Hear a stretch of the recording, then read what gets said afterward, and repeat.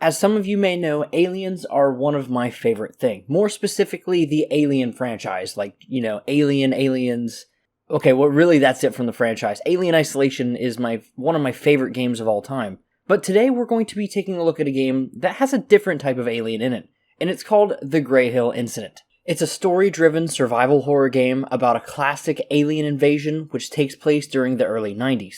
As Ryan Baker, equipped with a baseball bat and a few bullets in his revolver, the story takes you across the atmospheric neighborhood of Greyhill, which is invaded by UFOs and grey aliens. So very much the old school style of what we thought aliens would look like, Area 51 type shit. And while there's really only a couple clips of gameplay throughout 2 different trailers that I'll be playing over the top of this video, know that the game looks pretty interesting, if a little rough around the edges, but that's to be expected with the size of the game. But to me, what really shows through is the premise of the game, and also kind of the visual style. And while I do think it looks a little rough at times, I think overall, I think this could be very atmospheric, which is exactly what they're going for. So with that being said, let's hop right into the Steam page and see what there is to see. Continuing with a more in-depth description of what the game is about, it elaborates more on what I just read, that other neighbors guide you via walkie-talkie while you hide, run, or fight to outlast the invasion, and beware of the Greys, the official terminology for the aliens.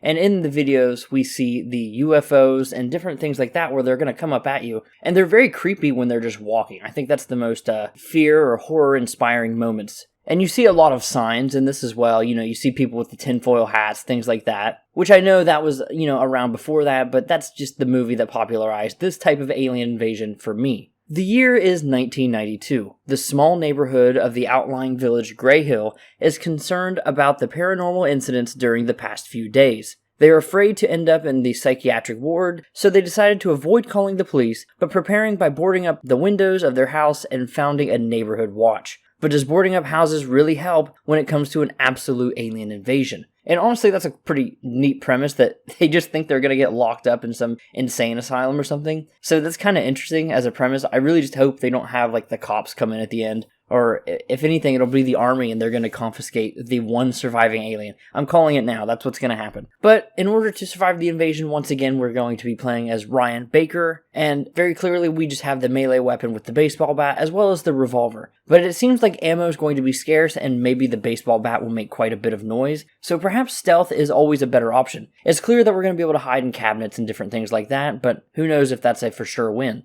But unfortunately, we won't be able to stay in one place for the whole night. You'll need to investigate the village. Sneak through the open areas of the atmospheric village invaded by aliens. Solve tasks and investigate the neighboring houses and barns, and search for useful tools and ammo to overcome the invasion. And to me, this seems really cool. I hope there's a really heavy emphasis on the puzzles. Perhaps something that, if we're in the barn and we have to solve some kind of puzzle, it makes a lot of noise. And then we're going to have to stealth around the aliens or take them out. But I think that would just be pretty neat. And once again, as we hear about the radio and stuff like that, it does show on the radio that there is a battery meter. Maybe that's just story purposes that the battery may die at some point. But maybe that's another aspect of survival horror. Much like Outlast, you'll need to find those good old Duracells, baby. But you will need to some degree, collaborate with your neighbors. The neighborhood of Greyhill is communicating via walkie-talkies. You'll meet unique characters like Brandon, the veteran, or Ryan's brother Bob, the lunatic, who will guide you through the village. Feel free to knock on doors and ask for additional information and cooperate with them. And personally, I think this would be a really cool difficulty setting if more people would actually answer their doors and knock. If you have it on a lower difficulty, you get more hints that way. Just little hints here and there, I think that would be really cool as an added bonus.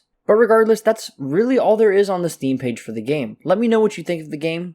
It ends out by saying that you can wishlist the game now. And currently, Greyhill is being developed and published by Refugium Games, and it's going to release sometime in spring of 2023. So if you're excited, go ahead and head over to Steam and wishlist it, and you'll see what the fans of the classic gray alien and UFO topics really like. I'm sure these guys watched a lot of X-Files as well. Okay, I actually wanted to jump in here at the end and kind of address that there has been a new trailer that's been released, with some new gameplay, a lot of the same spectacles if I'm being honest, so this seems to be a very scripted game that has a lot of cool moments, and I'm really excited for that. But we do have some new details along with a few new moments from the gameplay. First off with the aliens, I like that they seem a little bit more ever-present here. They're following the player much more closely, and even the aliens that are knocked down, whether they're shot or hit with a bat, they do get back up over time. Really interesting to see. But most importantly to note with this new trailer was the announcement that the game is now coming to consoles as well. It is confirmed that there will be a PS4 and PS5 version of the Greyhill incident. At this point in time, it's unconfirmed whether it will make its way to the Xbox consoles, which I don't think it's coming to Switch, but hey, who knows. But at the end of the listing, where it does now update to Q2 2023, which is April to June, it does also mention and other consoles, so I guess we'll have to wait and see exactly what that means.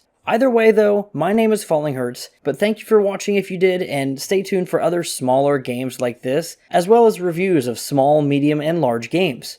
I really appreciate this, and thanks. Goodbye.